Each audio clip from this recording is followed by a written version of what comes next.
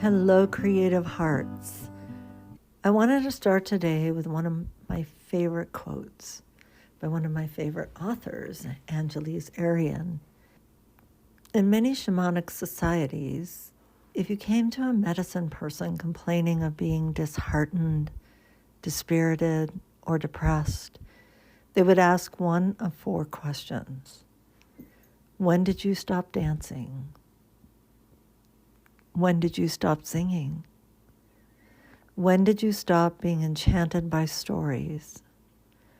When did you stop being comforted by the sweet territory of silence? Today, I'm recording by one of my favorite spots on the Roaring Fork River. Osa and I come down here during all seasons because it's quiet, beautiful, and wild. You can see birds, ducks, geese, and sometimes even a wild animal or two. For my second podcast, I thought I'd go back to the beginning. So today I wanted to talk about something that's been in my own heart, beginnings, endings, and transitions. You see, I get these wild inspirations, and I don't want to let technology or perfection or anything like that stop me when new ideas come to the surface of my consciousness. So the first podcast was what it was, beautifully imperfect, and in that way, preciously perfect. A new microphone will be on the horizon, but for now, I'm embracing what is. Thank you so much for all your amazing feedback, your sweet comments, your celebration, and your encouragement to keep the podcast moving forward. Some of you might not know this, but my first podcast series, Feisty Females Living Our Dreams, dates back to 2006. In the original podcast series, I interviewed women entrepreneurs from various fields who had taken bold steps to follow their dreams. I had the pleasure of speaking with incredible people like author and creative transformation expert Jen Loudon, financial therapist and author Barry Tesler, and fellow artists featured in my book. These women left corporate careers to pursue their passions and dreams and now have thriving, creative, heart-centered businesses. In 2006, podcasting was in its infancy.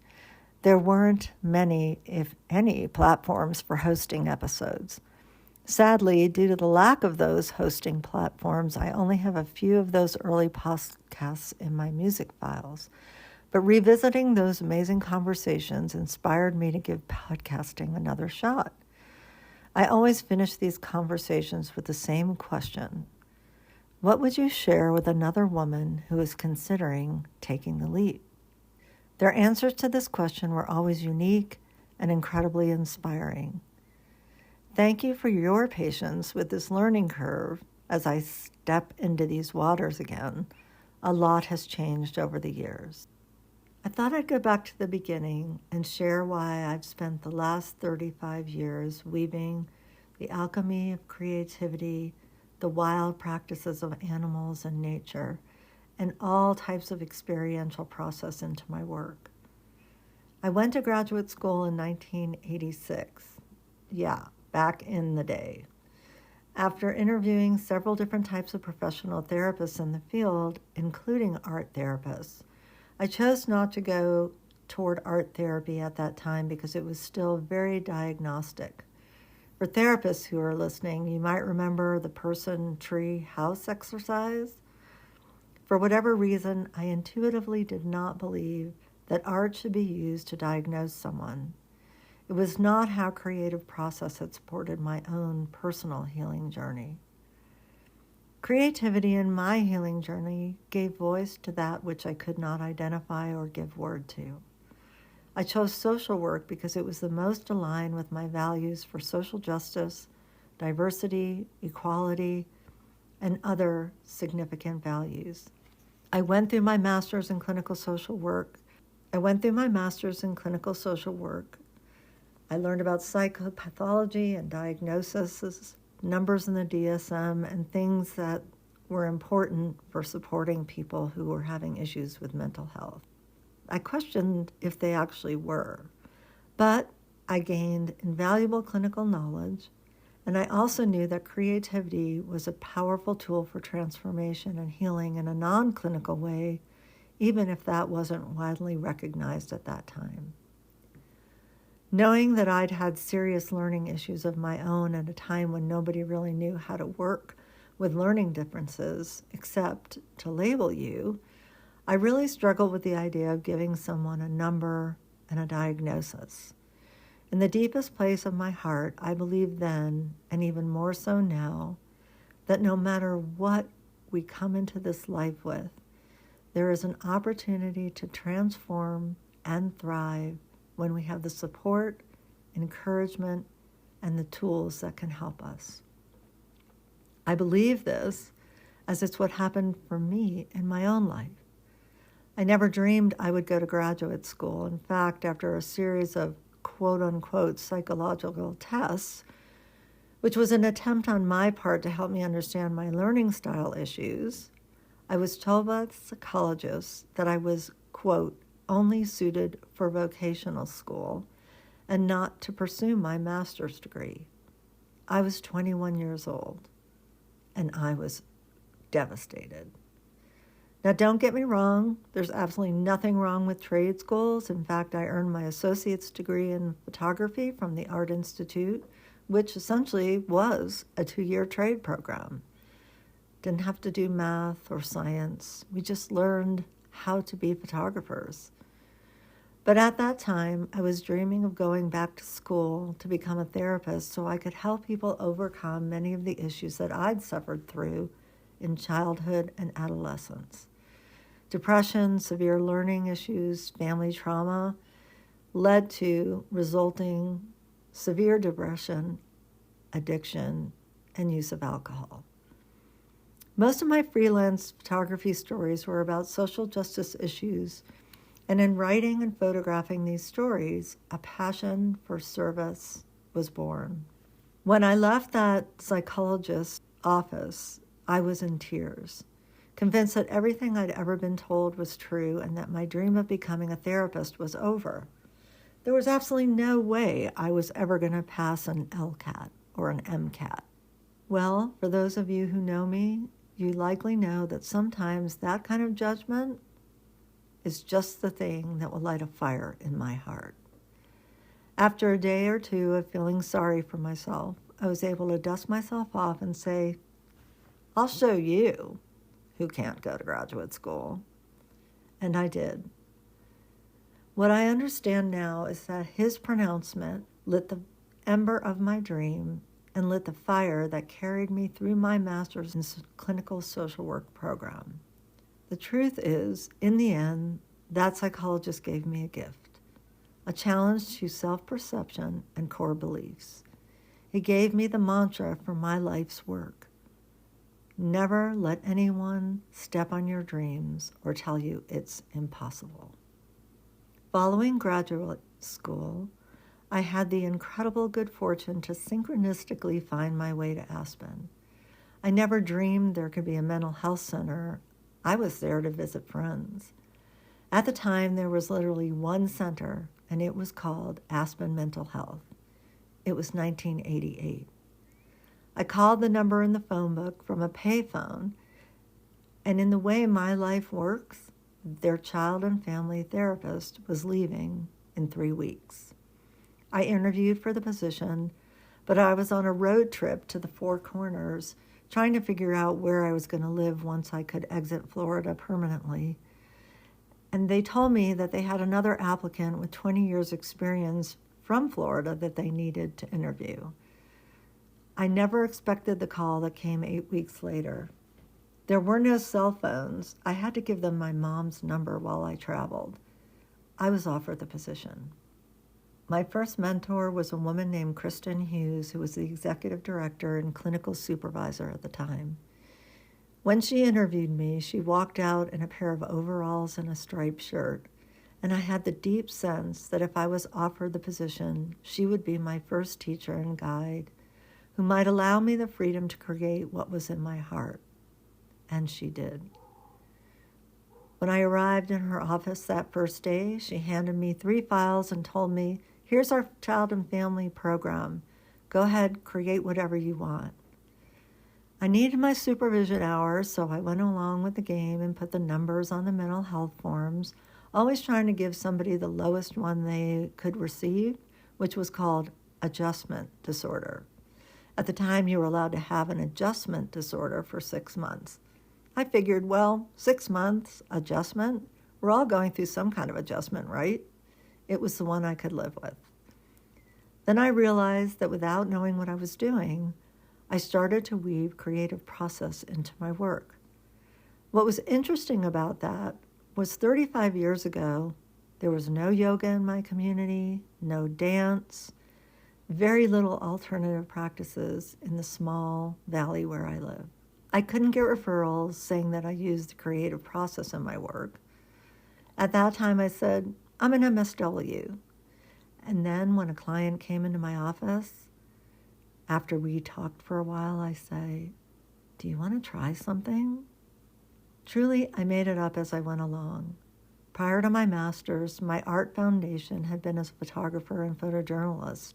I had no formal art training, except what had been offered in elementary and high school, and interestingly, it was the only place I felt safe in a school environment. In 1989, working as a child and family therapist, it was easy to be playful and invite in something beyond what was available at the time, just talking. I was flying by the seat of my pants and had no idea there was a new therapeutic field called, quote, expressive arts therapy, until finding a book called Gestalt Art Therapy 10 years later in San Francisco bookstore. It was in that moment I found my community and have remained deeply connected to them over these many years. They became a lifeline, my creative therapy community, a validation of all things kooky, wild, and experimental, and a way of knowing I wasn't off track or out of bounds. The blessings of teachers and mentors who give you wings to fly is that when you're outside the cultural box, you are offered a nest that feels like home. It offers a container of nurturing safety to explore, risk, fail, and succeed with unconditional love and positive regard. And this leads me to transitions. As I am 6 months away from a significant life transition of my own, turning 65, I find myself in a process of inquiry about the next chapter. I find myself standing somewhere between Angeli Zarian's concepts of the white picket gate and the clay gate, as described in her fantastic book, The Second Half of Life. The silver gate asks us to reflect on the roles we've played earlier in life and learn to assume the new role of elder. The clay gate urges us to care for and enjoy our bodies, even as we come to terms with their limitations. Much of what I've reflected upon is how I got to this point in my life and career. I've come to understand how blessed I have been to learn from some spectacular mentors and teachers. I have gathered their seeds and with their permission, embodied, shape-shifted, and shared their wisdom. They taught me much about generosity in their willingness to give these teachings so freely and with grace. Along the way, I have also cultivated and created some of my own unique experiential processes and practice. As I lean into this next part of the life journey, what has surfaced in my heart and soul is it's time for me to pass my torch to new facilitators, coaches, and teachers who will carry the history and energetic wisdom of my teachers, many of who have passed and who are now stars in the night who light my way. This is not the first mentorship and training I have led. I have been quietly leading trainings and immersions since 2011. My first in-person training was small, with 4 women coming from different parts of the U.S. and 1 from the U.K. Their trust and faith in my work and the process was incredibly humbling. For many years, I've offered private immersions where folks come and learn something specific, whether that be the creative awakenings process, equine facilitated learning, or a combination of both. For the 3 years of COVID, I led 2 certificate programs and a workshop with the University of Denver Masters in Social Work School, teaching the visual journaling process and practice. The joy I have felt witnessing folks light up as they learn by doing and experience the magic and mystery that is creative and experiential process by going through it themselves fills my heart with joy. Knowing there are people in their communities weaving their own threads of ideas and inspirations with their certificate, creating a new tapestry for the future and transforming lives. According to Angelise Arian, the second half of life is about generativity. Psychologist Erik Erikson speaks of this as well. It's a need to nurture and guide younger people and contribute to the next generation. They both speak of the ways in which our energy shifts and changes, and although I feel strong and capable, my body is showing me new and unfamiliar ways of being. I often hear in my head, "Don't push so hard." I've heard that for a long, long time, but I was able to muscle through. I didn't realize this, but being a caregiver for my mom for most of my adult life taught me to override my own personal exhaustion and feelings. And for the first time in my life, I am now listening. Don't push so hard. As a mental health practitioner, I will share that COVID was exhausting in mind, body, and spirit. Working in unsafe spaces was extremely traumatic during the height of the mysterious global pandemic, yet so many of us had no ability to stop working. I didn't realize the toll it took until after it was all over. We were invited back to a new normal, and I found myself facing adrenal and thyroid burnout. You see, for most of my life, as I said, I had learned to be resilient. I prided myself that I embodied the archetype of the phoenix. I had learned to be a superwoman, a familiar archetypal pattern for many of us mountain mamas and women. "I don't need help, I can do it myself" was a famous slogan. I might as well have had a tattoo. Perhaps some of you relate. I am sharing today with all of you listening that I have formally retired my cape. So for today, I'm going to leave it just there. As I keep walking along the river, I want you to think, is there something inside of you that knows you're searching for something different? Is there something inside of you that's asking you to put down your cape? Is there something inside of you interested in sparking your own creativity and leading others? As I often say, is that a whisper or a howl? Take some time today, sit quietly, and even if you're in a city, there's always a place you can go. A park, your balcony, or a shady spot under a tree. If you're blessed enough to live along a river or near a pasture, take your shoes off and feel the ground beneath your feet. Bring your journal, tap into your heart. For those of you who don't get my newsletter, I have opened the wait list for the 2025 Creative Awakenings training and mentorship. I will be hosting a Q&A in October, and I hope you'll come join me. You can find out more about both of those things on my website at www.sherrygaynor.com. Thanks for listening. Have a beautiful day. What is calling you?